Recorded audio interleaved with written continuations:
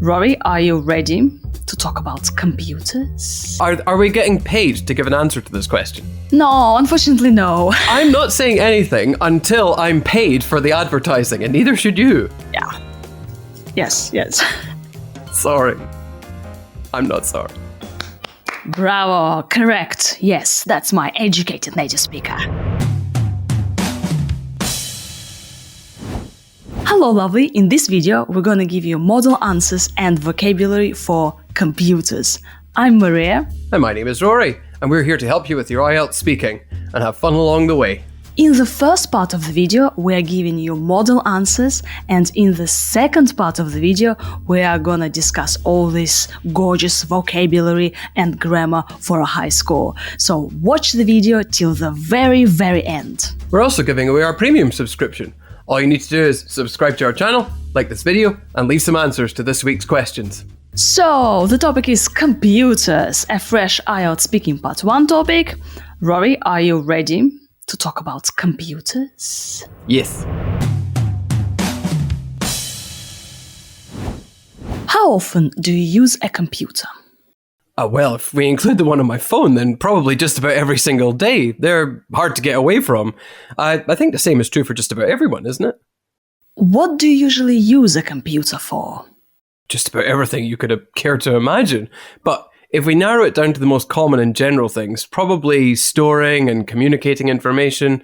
I mean, for example, everyone uses some sort of messenger app, and I keep all the evidence from my university work on my phone. What kinds of computers are popular in your country? Well, I'm hardly an expert, but if I were to guess, I would say that laptops and desktops are probably quite commonplace. If we include it to less traditional options, then sat-navs are a sort of computer, as are the ones on your phone, and everyone has one or the other, or both. Who taught you how to use a computer? I was thinking about this the other day, actually, and I think it was a combination of self-teaching and exposure to computers from a young age. Everyone starts by plastering around with a keyboard and mouse, and then you get a simple system or program and see what happens, and ultimately you find a specific purpose to use the thing for, whether it's just playing games or working properly. I don't remember anyone ever explicitly teaching me anything specific. When was the first time you used a computer? Oh God, that must have been over 20 years ago when I first got a computer for, it was a computer for kids from my parents. It just had a few simple games on it to help you get used to the idea of actually using a computer. It wasn't one you would recognize today. It just had this small LCD screen that was more reminiscent of a watch than a computer. What would your life be like without a computer? Well, that's a bit like asking what life would be like without light or plumbing. It's so embedded in everything that I do. Life would be different beyond imagining. The easy answer is to say that it would be worse or more boring, though I think in many ways it might actually involve more reading and imagination. It's hard to say to any great extent, like I said, though. Do you think computers have changed your life? Well, that's an interesting question, because actually it's impossible to answer. You only get one life, and I suppose, well, you could imagine different possibilities. You always miss something. I would say they've made my life what it is, since they've always been there in one way, shape, or form. An older person who grew up without them might be able to give a better answer, but I've been too immersed in them. Roy, and how many computers have you had, in your life? Okay, if we start counting, it's going to take a really long time. Let's say roughly 10. Oh, okay. Yes, but if I have a smartphone, is it a computer? Do you think it's a computer? Or a computer is like a laptop, so... I think so, yeah. But if we're talking about, when I think about computers, in the question you just asked me, then it's probably desktop or laptop computers. But you do have a computer in your phone, because it computes information. Okay. Yes, dear listener and viewer and watcher.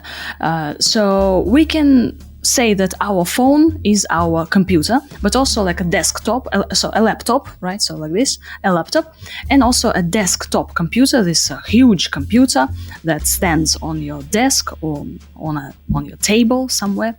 And also you can talk about brands. So for example, Rory, what do you think, which brand is the most popular brand of computers in 2022?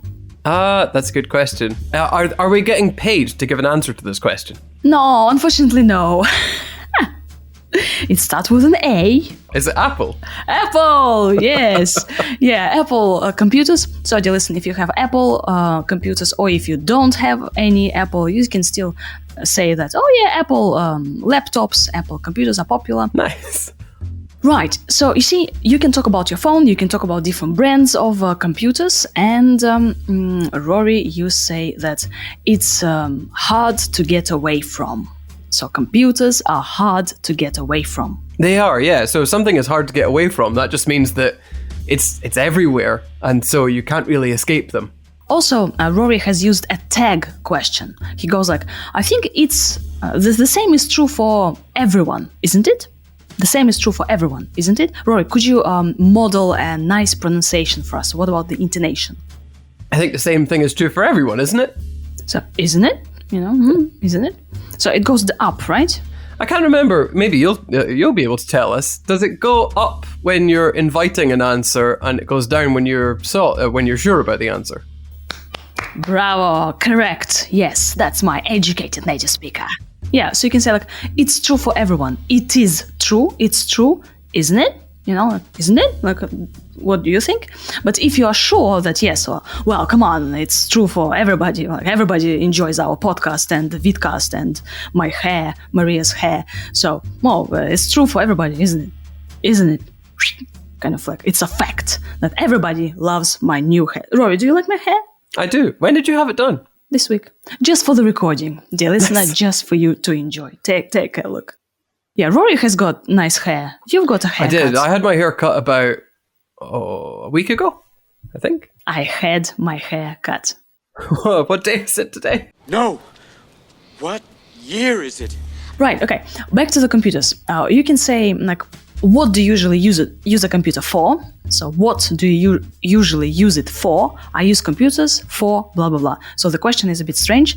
Like, what do you use a computer for? And you said that if we narrow it down to the most common and general things, we use it for storing, for communicating information. So storing information, keeping information, and communicating. Blah, blah, blah, blah, blah, blah. So narrow it down. Tell us, what does it mean? It's a phrase or verb? There's, if you narrow something down and you just focus on, well, the biggest and most important things. So here I focused on the most common and general things. And it's not where I started from, though. I talked about just about everything, but if you narrow it down. So this is a good way of introducing the idea of this narrowing down by talking about everything that's possible beforehand, and then you switch over to the narrowing down process. Sweet. So you have many options. Like we can do different stuff, different things with computers, and then we narrow it down, right? I play video games and I watch Netflix. That's all, That's how I use my computer. Okay, cool. And so we store our information, we store our files, and Rory said that I keep all the evidence from my university work. Evidence like in crime, evidence. And you say on my phone, right? And also on my computer or in my computer? Yeah. Oh, it's funny though, because I was thinking about that there. If we're talking about information's on your computer, but all of the components are physically in your computer. And our favorite strategy. It doesn't matter what the question is, if you are not sure, or if you don't know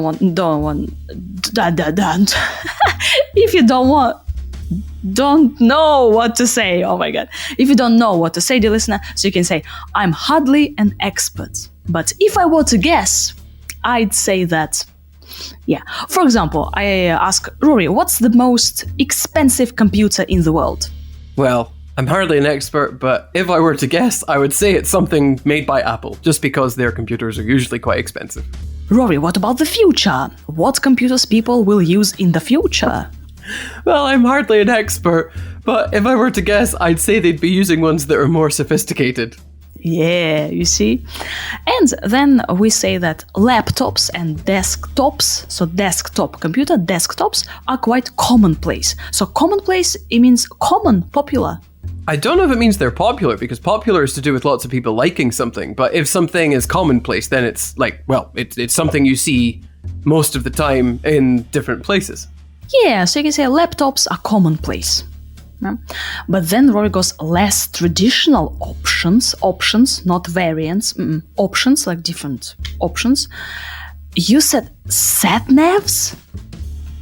Sat-navs? Yeah, so sat-navs are like satellite navigation systems. So like a GPS on your computer. And GPS is short for Global Positioning System, which is like the network of satellites that, they help you drive your car and help you navigate.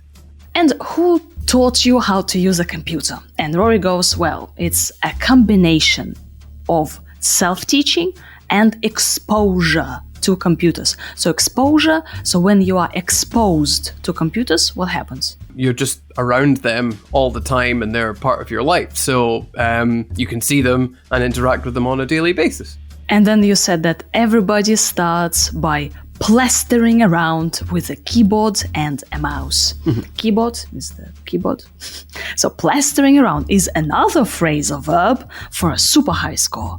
Bad 9 score. I think it might be one that's just for my part of the country, though. Probably what they would say in America and most of England is messing around with something. But plastering around with and messing around with something are basically the same thing. And then when you talk about your childhood, when you got your first computer, you can say that, yeah, like I got my first computer and then I got used to this. Right? I got used to this computer. I got used to the idea of playing games. So how old were you when you got your first computer? That's a good question. Maybe about 10 years old. I'm not really sure. Does anyone remember when they got their first computer? I was at university. Really? I was pretty, yeah, I got it really late because my parents couldn't afford it. So I got it, I think like the end of high school, university. Yeah. Really late. So I do remember it was like, it was a huge holiday. My brother was super happy because he finally could play computer games. Did you get it for your birthday? I don't think so. Parents just bought it just like that because maybe I entered university and I needed a computer at home because we used to go to these computer cafes, these places full of computers. And my brother would go there to play video games and computer games. So, yeah, tough times, huh? Nice. Rory said that he's too immersed in computers. Rory, could you clarify this one? Yeah, that's just another way of talking about it instead of speaking about exposure. So if you're immersed in something, it's like a big part of your world. It's like the air that you breathe. And to be honest with you, most people probably are immersed in computers these days, aren't they? I can't think of anyone who doesn't use one on a daily basis. Yeah, if we think that our smartphone is a computer, so then it's pretty much glued to our hand. So my smartphone is the continuation of my hand. Do you feel like this, Rory, that this kind of your smartphone is part of your body? Sometimes. Although recently I just put my phone down and started reading and ignoring it. So that's been fun. Now, you mean reading books, not your phone? Oh, wow. Okay. Well done, you. And Rory, I have one more question. So when you choose a computer, so let's imagine that you need to buy a new computer. Would you look at what color it is first? Or would you look at some features, some memory, and some other details? It would be the memory. The memory and the speed, probably, and the weight, because I usually have to carry a computer around with me. So if I had a really heavy computer, it would be really difficult. Whereas the one I've got now is quite light, so I can carry it around. The color, no, I don't really mind about the color. And what do you call these things like weight, memory? Are they not qualifications, not features? Why can't they be features? Features, yeah. Okay. Well, actually, hold on a second, because it depends. If we're talking about memory or processing speed, I think those are not system requirements, but system features. And then the outside things would be features, external system features. Mm-hmm. Is it system features? Mm-hmm. Yeah. Mm-hmm. I think so, yeah. I was going to say it's system requirements, but system requirements are what video games have. computers. Yeah.